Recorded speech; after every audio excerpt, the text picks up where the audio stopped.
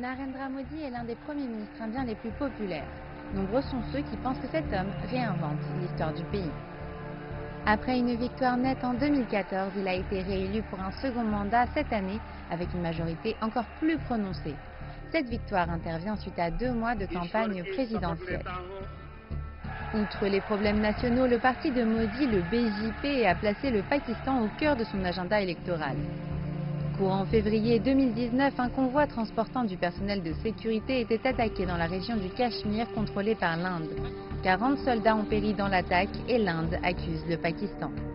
12 jours plus tard, des avions indiens ont traversé la frontière et bombardé la ville de Balakot sur le sol pakistanais. Le lendemain, le Pakistan a répondu avec des jets bombardant le Cachemire. L'escalade des tensions fait passer les deux États équipés de l'arme nucléaire à 2 doigts de la guerre. Les puissances internationales interviennent pour éviter le conflit. Pour séduire les électeurs, le Premier ministre indien Narendra Modi fait souvent référence à l'attaque et aux frappes aériennes de rétribution.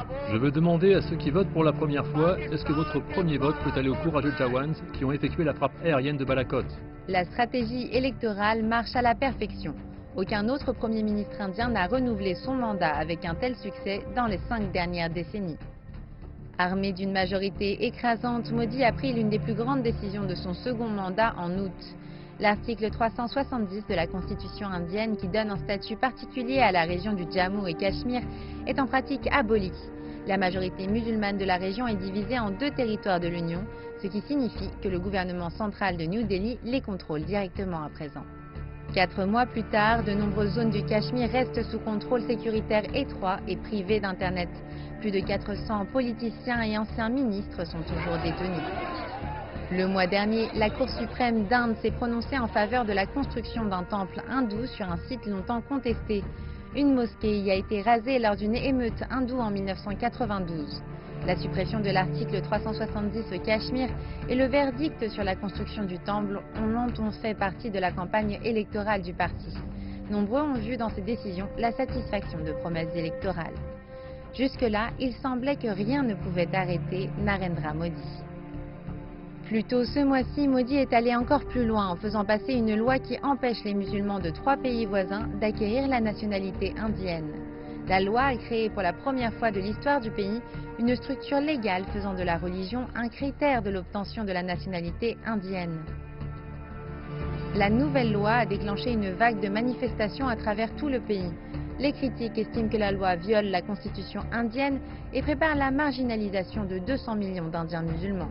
Le Premier ministre indien annule ces allégations. Le Congrès a répandu des rumeurs à propos de centres de détention. Ce ne sont que des mensonges, ils sont mal intentionnés et ils mentent. La réaction continue contre la loi de citoyenneté s'ajoute à de nouveaux problèmes pour Modi. Le taux de croissance du PIB de l'Inde a chuté à 4,5% en septembre, c'est le plus bas en 6 ans. Le taux de chômage est à son niveau le plus haut en 45 ans. La consommation est en baisse et l'industrie également. La 3e plus grande économie d'Asie connaît une année particulièrement difficile, mais le gouvernement indien pense que le pire est déjà passé. Les experts estiment que 2020 sera une année cruciale pour l'Inde. Tout dépendra de la façon dont le gouvernement gérera les troubles sociaux et économiques qui secouent actuellement le pays.